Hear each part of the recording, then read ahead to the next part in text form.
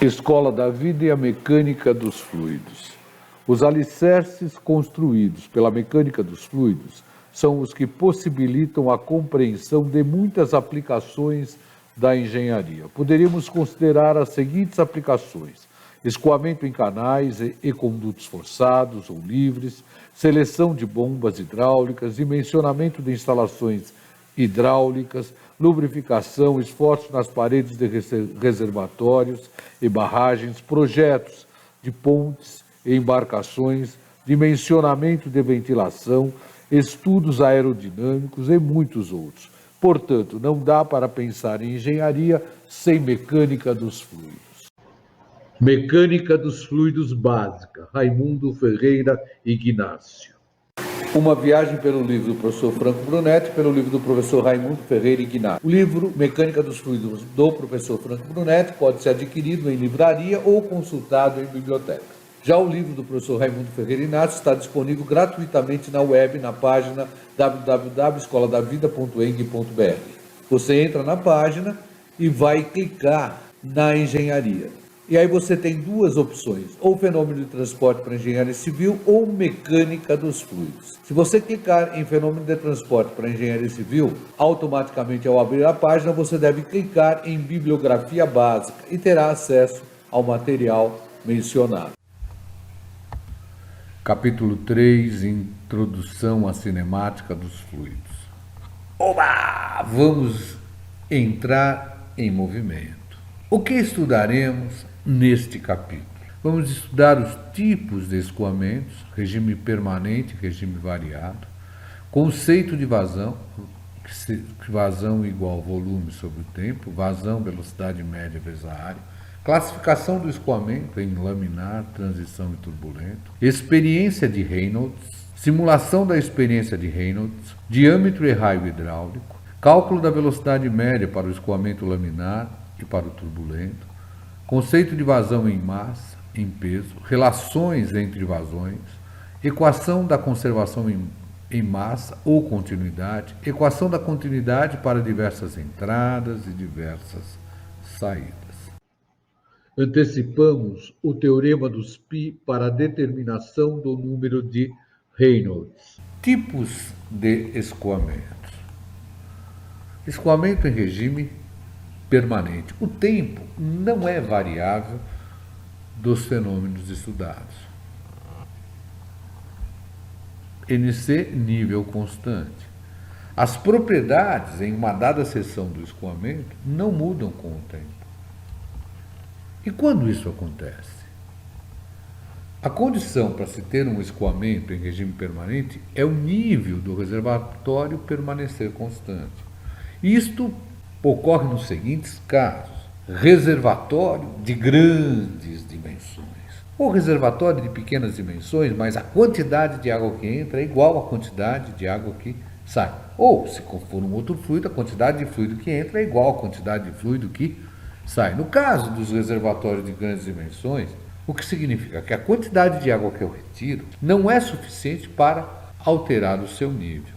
Já no caso dos reservatórios de pequenas dimensões, que seria algo bem visível em bancadas de laboratório, regulamos a entrada do fluido e a saída de tal maneira que o que entra é igual ao que sai, e a partir daí o nível permanece constante, que é a condição para se ter o escoamento em regime permanente. Já o regime variado é justamente ao contrário. O nível muda com o tempo, ou seja, as propriedades em uma dada seção mudam com o tempo. O tempo passa a ser uma variável do fenômeno estudado. A partir daí eu vou precisar um equacionamento muito mais complexo, eu vou precisar das equações diferenciais. Poxa, mas ainda bem que no nosso curso básico nós só vamos estudar os escoamentos em regime permanente.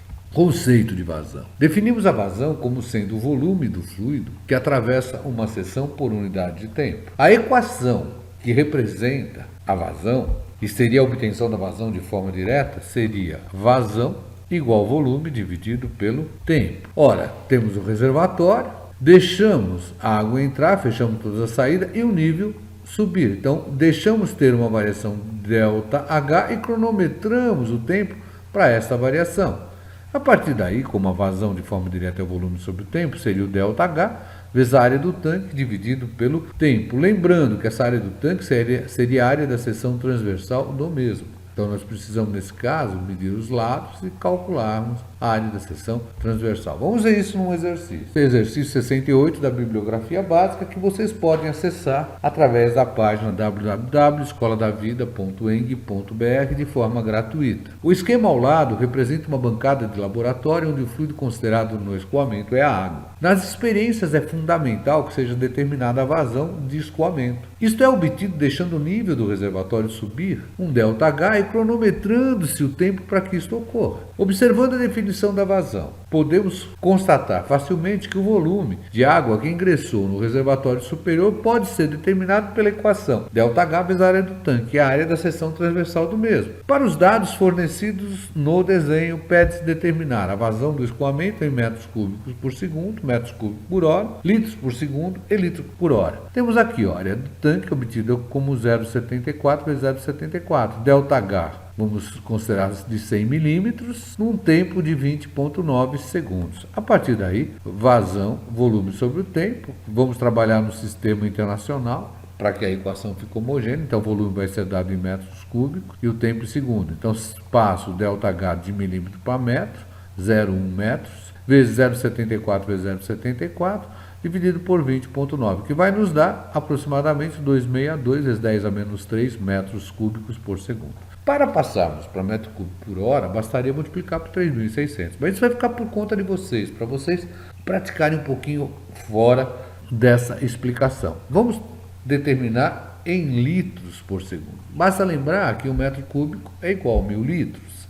A partir daí, pegamos a nossa vazão, multiplicamos por 1.000 e obtemos uma vazão aproximadamente 262 litros por segundo.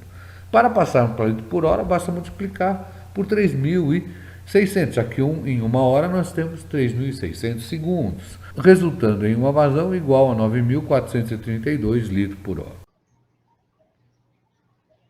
Visualizando e determinando a vazão. Nós estaremos registrando também a vazão para fixar como nós estaremos trabalhando. Para isso, eu fecho essa válvula esfera. Daniel fecha outra válvula esfera. Checo se essa válvula aqui está fechada. Vou deixar subir um ΔH e cronometrar o tempo. Daniel também terá que medir os lados internos do tanque para determinar a área da seção transversal. Daniel estará pegando uma variação de 100 milímetros. 22,30 segundos. Agora iremos medir os lados internos do tanque. Deste lado obtemos 73,5, 3 centímetros e meio. E esse, 74 centímetros. Ok, com esses dados agora nós estaremos resolvendo o exercício. Para os dados coletados na bancada, determine a vazão em metro cúbico por segundo, em litros por segundo e metro cúbico por hora. Exercício 69. Os reservatórios da figura são cúbicos e são enchidos pelos tubos respectivamente em 200 segundos e 600 segundos. Determinar a vazão de água que alimenta, respectivamente, os reservatórios A e B em metros cúbicos por segundo, metro cúbico por hora e litro por segundo. Ora, se o volume é cúbico, basta pegar 3 ao cubo e dividir por 200. Basta pegar os 6 ao cubo e dividir por 600. Soma-se os dois e a vazão que chega através do tubo principal. Isso aqui é principalmente para praticar o conceito de vazão e as transformações de unidades que são usualmente usadas em projetos hidráulicos. Mais um. No desenvolvimento de uma dada experiência, coletou-se através de uma proveta um volume de 820 mililitros em 6,8 segundos. Determine a vazão em mililitro por segundo, litro por segundo, metro cúbico por segundo e metro cúbico por hora. É o aprender fazendo. E além disso, para se colocar o cérebro para funcionar. O conceito de vazão é fundamental para o dimensionamento de tubos. Ou seja, para a especificação do seu diâmetro nominal, diâmetro interno e área de seção livre. Eu não vejo como obter isso através do conceito de vazão, que é o volume dividido pelo tempo. Nem eu. Por esse motivo, nós vamos definir a vazão de uma outra maneira. Nós vamos considerar um conduto forçado, ou seja, o fluido tem contato total com a parede interna. Vamos considerar que esse conduto tenha uma área de seção transversal igual a A, e onde nós vamos bater duas fotos. Uma para o instante t igual a 0 segundo, onde nenhum fluido passou por essa seção. E após percorrido um tempo de t segundos. Vamos visualizar isso, porque isso vai facilitar a compreensão dessa nova fórmula. Então, visualizando, aqui nós temos o nosso conduto, área da seção A, foto tirada para t igual a 0 segundos. Agora, a foto tirada para o instante t segundos. Observamos que uma quantidade de fluido atravessou a seção A. E como eu vou calcular o volume de fluido que passou por essa seção no intervalo de tempo considerado? Simples, né? Basta lembrar que o volume é a área da base vezes a altura. No nosso caso, a área é A e a nossa altura seria o nosso S. Considerando a equação anterior e dividindo ambos os membros pelo tempo, não vamos mudar a igualdade. Então, nós vamos ter volume dividido pelo tempo igual a S vezes A dividido pelo tempo. Aí basta lembrar do conceito de vazão, que seria volume sobre o tempo, e o conceito de velocidade média, que seria S sobre T. E vamos ter a fórmula vazão igual a velocidade média vezes a área. Essa é a famosa fórmula alemão que vá. Isso mesmo, mas lembre, eu só vou com a velocidade média. Lembre, no caso do desenvolvimento de projeto, a vazão é sempre um dos dados, nós vamos ter a vazão desejada. Em função da aplicação da instalação que está sendo projetada, nós vamos ter a chamada velocidade econômica. Ora, temos a vazão, temos a velocidade e achamos a área. Considerando que o nosso conduto seja de seção circular, tendo a área, nós sabemos que essa área é πd ao quadrado sobre 4, e vamos achar um diâmetro de referência. Claro que esse diâmetro não vai ser de cara um diâmetro comercial, mas nós vamos, através dele, determinarmos o diâmetro mais próximo comercial. Determinando esse diâmetro mais próximo comercial, nós vamos ter o diâmetro interno, o diâmetro nominal e a área da seção livre. Alguns exercícios só para fixarmos realmente essa fórmula alemão que vá. Exercício 71, sabendo que a tubulação de aço 40 é um tipo de material que obedece à norma, no caso ANSIM B3610, com um diâmetro nominal de 1,5 polegadas, tem um diâmetro interno igual a 40,8 milímetros e uma área de seção livre igual a 13,1 centímetros quadrados, e que a tubulação de aço com diâmetro nominal de 1 polegada tem um diâmetro interno igual a 26,6 milímetros e uma área de seção livre igual a 5,57 centímetros quadrados. Esses valores foram tirados da norma ANSIM B3610. Calcule as velocidades médias nessas tubulações para as condições estabelecidas no exercício 78, ou seja, para essa área do tanque, para esse ΔH e para o tempo. Ora, nós tínhamos a vazão calculada, já lá que seria 2,62 e 10 a menos 3 metros cúbicos por segundo. Aí é só aplicar o alemão que vá e vamos achar as velocidades. No caso, 2,62 10 a menos 3 igual a velocidade média para a tubulação de 1,5 polegada vezes 13,1 vezes 10 a menos 4. Por que 10 a menos 4? Porque passamos de centímetro quadrado para metro quadrado. Lembrando que 1 centímetro quadrado igual a 10 a menos 4 metros quadrados. Aí vamos ter uma velocidade média na tubulação de 1,5 polegada de 2 metros por segundo. Ao passar para 1 polegada, vocês vão ver que a velocidade vai aumentar mais, porque a vazão é constante. Se a vazão é constante, à medida que a área diminui, a velocidade tem que aumentar para que o produto permaneça o mesmo. Então vamos lá. 2,62 10 a menos 3 igual a velocidade média em 1 polegada vezes 5,57 10 a menos 4. Que vai nos dar uma velocidade média bem maior, no caso 4,72 metros por segundo. O outro exercício 72, para a vazão do exercício 70, calcule a velocidade média do escoamento na tubulação de vidro de diâmetro interno igual a 10 milímetros. A vazão lá do exercício 70 seria o volume sobre o tempo, volume 820 mililitros, tempo 6,8 segundos, que vai nos dar uma vazão aproximadamente igual de 120,6 mililitros por segundo. A área, como o tubo é de 10 milímetros, vamos passar para metro quadrado, seria π 0,01 ao quadrado sobre 4. Temos que trabalhar com equação homogênea, então vamos ter que passar de mililitro por segundo para metros cúbicos por segundo. Basta multiplicar por 10 a menos 6. Então nós vamos ficar com 120 vezes 120,6 vezes 10 a menos 6 igual a velocidade média, vezes π vezes 0,01 ao quadrado sobre 4. Vamos ter uma velocidade média na ordem de 1,54 metros por segundo. Bom, vamos para um novo tópico. Vamos obter a classificação do escoamento em função do deslocamento transversal de massa. Na verdade, seria comparando as forças viscosas com as forças de inércia. A partir daí, essa classificação será fundamental para o desenvolvimento de projetos de instalações hidráulicas. Por quê? Porque através dela nós estaremos elegendo expressões específicas para o cálculo dessa dissipação de energia. O deslocamento transversal, inicialmente, ele vai ser observado injetando-se um corante. Se eu tiver um filete contínuo, eu vou garantir que há uma predominância das forças viscosas. Se o meu filete não for contínuo, eu vou garantir que eu tenho uma predominância das forças de inércia. Então, vamos lá, escoamento laminar. Nesse tipo de escoamento, o deslocamento transversal de massa é desprezível. E aí nós temos realmente a predominância das forças viscosas em relação às forças de inércia. Visualmente, seria isso que nós vamos ter. Um filete contínuo sem deslocamento transversal de massa. Já no escoamento turbulento, a predominância é das forças de inércia. Então, vamos ter um deslocamento transversal de massa grande. Isso faz com que o corante seja dissolvido.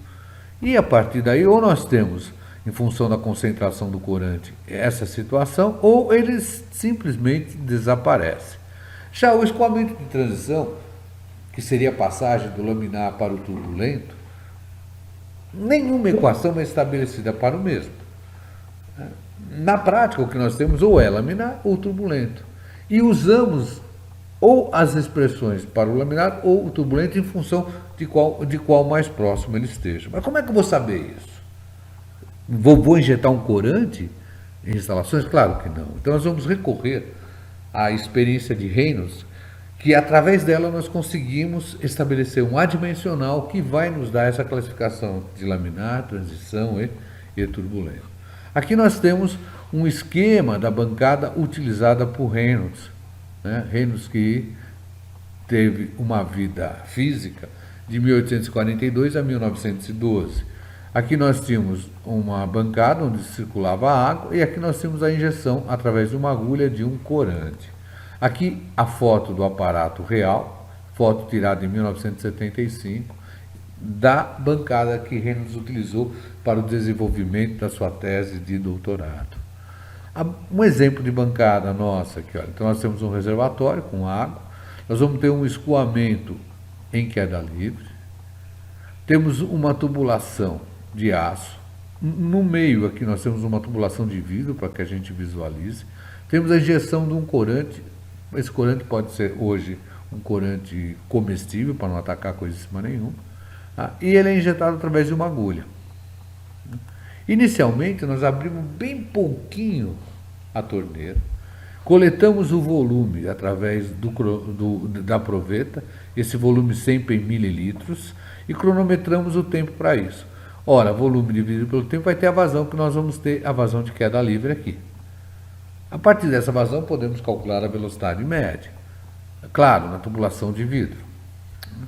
A partir daí, se eu observar um filete contínuo, eu vou garantir que o deslocamento transversal de massa é desprezível e eu tenho um escoamento laminar. Eu vou visualizar isso aqui, ó. Um filete contínuo no escoamento laminar.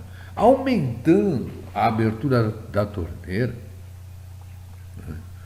ou seja, aumentando a vazão, então nós vamos coletar um volume de água bem maior em tempo menores, nós vamos observar ou uma perturbação do filete, ou até mesmo o mesmo vai desaparecer. A partir daí, nós vamos estar constatando o escoamento turbulento. Visualmente, nós vamos ter ou essa situação ou essa daqui. Importante nessa, que a gente não vê, é que na proveta ainda nós vamos coletar, e nessa coleta nós vamos verificar que o corante vai estar aqui. Então nós vamos garantir que o escoamento está sendo turbulento e que o corante continua sendo injetado. Reynolds constatou o seguinte, que o fenômeno estudado era caracterizado por 4 variáveis. Ρ, que é a massa específica do fluido, V, que é a velocidade média do escoamento, D, que é o diâmetro interno da tubulação, e μ, que é a viscosidade do fluido. A partir daí, ele aplicou o teorema dos Pis, ou o teorema de Buckingham, para obtenção do seu número adimensional, aquele que vai permitir classificar o escoamento em laminar, transição e turbulento, sem a injeção de corante nenhum.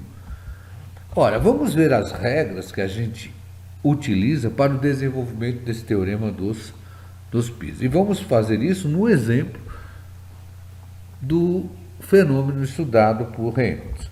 A primeira coisa, nós devemos estabelecer o número de variáveis que influenciam o fenômeno.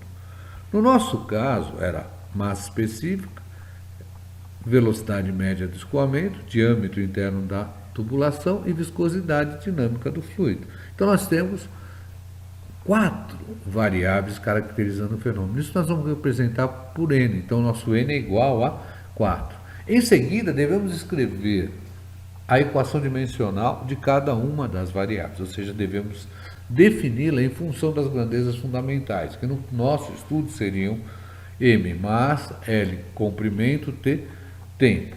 Então, nós temos massa específica igual a M vezes L a menos 3, velocidade média de escoamento igual a L vezes T a menos 1, diâmetro igual a L, viscosidade igual a ML a menos 1, T a menos 1. A partir daí, nós vamos definir o número de grandezas fundamentais, que vamos representar por K, que estão envolvidas no fenômeno que estamos estudando. No nosso caso, entrou o M, o L e o T. Então, nosso K é igual a 3. A partir daí, definimos o número de números adimensionais que caracterizam o fenômeno que estamos estudando. Esse número de números adimensionais, que vamos representar por M, será sempre igual ao número de variáveis que influenciam no fenômeno, no caso N, menos o número de grandezas fundamentais que temos. Então, no nosso caso, M seria N menos K, ou seja, 4 menos 3, 1. O nosso fenômeno será caracterizado por apenas um número adimensional. A partir daí, nós devemos escolher a base dos números adimensionais. Essa base será sempre formada por um conjunto de K variáveis independentes. Ó, se o nosso K é 3, nós vamos ter que, das 4, escolhermos 3. O que vem a ser variável independente? São aquelas que apresentam a equação dimensional diferente entre si de pelo menos uma grandeza fundamental. No nosso caso, nos nossos estudos, o ideal é sempre que possível adotar a base ρVD para que possamos cair nos adimensionais característicos da mecânica dos fluidos ou de fenômenos de transporte. Nesse exemplo em particular, dá para se trabalhar com a base ρVD. A partir daí, nós vamos escrever o adimensional. Então, nós vamos lá, escrevemos π igual ρ elevado a α1 vezes v elevado a α2 vezes d elevado a α3 vezes μ. As nossas incógnitas são os expoentes. Como vamos achar? Simples. Vamos substituir o adimensional e cada uma das variáveis por suas respectivas equações dimensionais. Então, nós teremos π m elevado a 0 vezes L elevado a 0 vezes T elevado a 0. Por quê? Porque é um número puro. Ele não pode depender de dimensão nenhuma. E o expoente indica o grau de dependência que nós temos daquela grandeza fundamental. Então, nós teríamos, no caso aqui, ρ, m, L a menos 3, tudo isso elevado a α1, L, T a menos 1, tudo isso elevado a α2, L elevado a α3 e m, L a menos 1, T a menos 1, que é a variável que não foi considerada na base. Tá? E como nós vamos achar os expoentes? Simples. A partir daí, nós vamos trabalhar com produto de potência, mantemos base, somamos expoente e vamos igualar os expoentes. Então, nós teríamos m elevado a 0 vezes L elevado a zero, T elevado a zero, igual M alfa 1 mais 1, vezes L menos 3 alfa 1, mais alfa 2, mais alfa 3 menos 1, T menos alfa 2 e menos 1. Ora, para ter a igualdade respeitada, nós temos que igualar os expoentes. Nós vamos ter que alfa 1 mais 1 tem que dar zero. Portanto, alfa 1 é menos 1.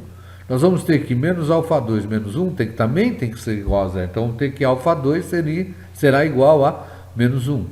Vamos substituir o alfa 1 aqui, vamos substituir o alfa 2, vamos achar o alfa 3. Substituímos e achamos alfa 3 também menos 1. Ora, achados os expoentes, voltamos e escrevemos o número A dimensional. Então, o nosso π seria ρ elevado a menos 1, vezes V elevado a menos 1, vezes T elevado a menos 1, vezes μ, que daria μ sobre ρ VD.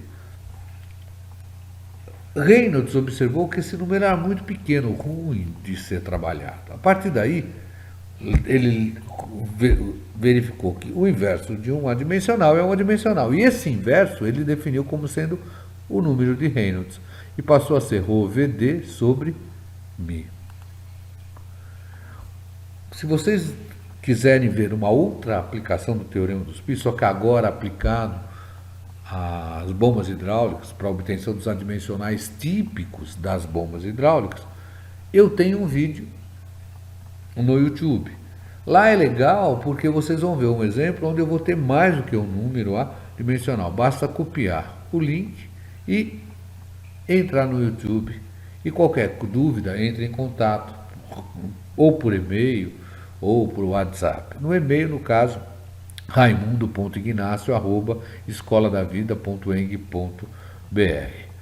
Ora, Reynolds estabeleceu o seguinte: se o Reynolds calculado, lá, o nosso ρ VD sobre μ, for menor ou igual a 2000, o escoamento é laminar. Se o Reynolds calculado, lá, o ρ VD sobre μ, for maior ou igual a 4000, o escoamento será turbulento. E é óbvio, se tiver entre 2000 e 4000, será considerado escoamento de transição. Só que existem muitas literaturas que ainda dão uma classificação histórica, que hoje não é utilizada para desenvolvimento de projeto. Essa classificação diz o seguinte: para Reynolds menor ou igual a 2000, o escoamento é laminar; para maior ou igual a 2.400, o escoamento é turbulento; se tiver entre 2 e 2.400, o escoamento é de transição. Visualizem aqui também os tipos de escoamento e também coletem os dados para o exercício 73. Bom, essa é a nossa bancada do Centro Universitário da FEI, onde nós vamos executar a experiência de Reynolds. Nós temos um reservatório superior que se encontra a uma altura de 400 milímetros d'água. É importante observar que essa altura tem que ser menor do que a altura do corante que nós iremos injetar, para se ter a possibilidade realmente desse corante entrar na linha do escoamento. Aqui nós estaremos visualizando o escoamento, se ele será laminar ou turbulento. Para que o escoamento ocorra em regime permanente, é importante provar que a variação de volume existente nesse reservatório ao longo da experiência é relativamente pequena. Então, no final da experiência, iremos medir isso também. O Maurício vai nos dar uma força nessa experiência. O Maurício vai estar determinando através da proveta e o cronômetro vai estar determinando a vazão de escoamento que nós vamos ter na bancada. Então, para o primeiro ensaio, nós vamos pegar uma vazão muito pequenininha e aí nós estaremos comprovando que para ter um escoamento laminar para a água, nós estaremos em situações que é praticamente impossível de se observar na prática. Então, olha, para uma vazão minúscula, como essa,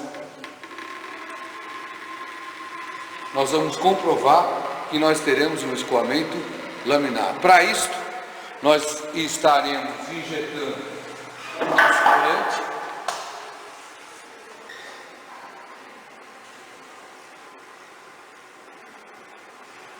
Queria que vocês observassem aqui, olha, que o escoamento é realmente laminar.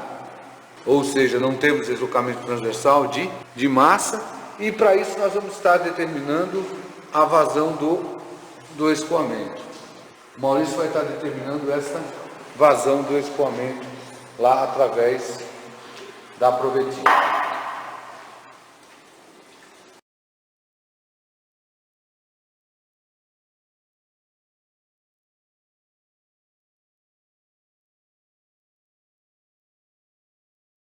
Maurício vai estar lendo o volume. 50 milímetros, 16 segundos e 41. A partir daí, ó, nesse tubo, quando temos um diâmetro interno de 10 milímetros, onde temos, olha, observe o escoamento laminar, está perfeito agora, tá certo? Nós iremos, sem mexer nessa válvula, iremos aumentar a vazão, e com isso vocês vão observar que o fluido, o nosso corante comestível, vai desaparecer, ou seja, ele será totalmente dissolvido na água. Nós vamos poder observar lá que lá ele vai sair rosado, mas aqui a gente não vai enxergar mais nada. O Maurício vai abrir totalmente a torneira. Observem que, olha, o nosso corante desapareceu, provando que eu passei a ter um escoamento o quê? Turbulento. E o Maurício estará determinando a vazão agora lá. Observe lá que o corante está saindo lá. Apesar de eu não enxergar aqui, eu estou observando o corante lá. Olha lá, observe o corante, ó. Dá para ver que o corante está lá. O tempo e o volume cronometrado. 550, 5 segundos e 46 segundos. 5 segundos e 45. Agora nós vamos tentar voltar para o laminar, olha. Nós vamos estar filmando lá o tubo, vamos estar diminuindo a vazão para voltar a ser o escoamento, para provar que nós estávamos com o fluido aqui, ó.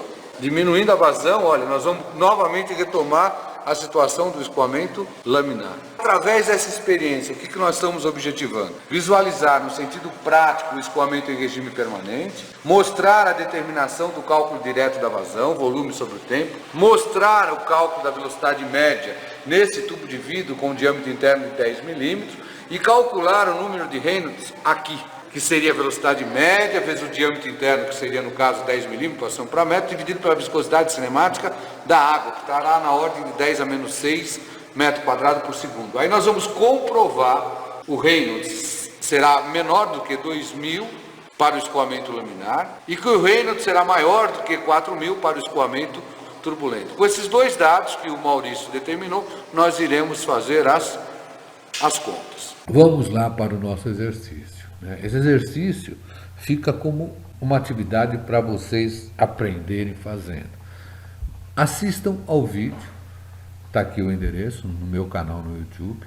Através desse vídeo vocês vão praticamente simular a experiência de Reynolds e vão calcular o Reynolds e comprovar que aquilo que vocês visualizaram como laminar vai dar realmente um Reynolds menor que 2.000. E aquilo que vocês visualizaram como turbulento vai dar realmente maior do que 4.000. Dados o diâmetro interno do tubo de vidro igual a 10 milímetros e a viscosidade cinemática da água igual a 10 a menos 6 metros quadrados por segundo. Está aqui o endereço para vocês coletarem os dados reais. A bancada é essa que nós tínhamos simulado. É isso aí, moçada. Uma mensagem final. A resignação é o troféu conquistado por aqueles que vivem de suas derrotas. Pessoal, se esse material foi útil, não esqueçam de clicar no joinha e se inscrever no canal Alemão Mecflu Resolve. Dessa maneira vocês vão estar me ajudando a dar continuidade a esse projeto que visa romper os limites físicos e temporais de uma sala de aula. Bons estudos.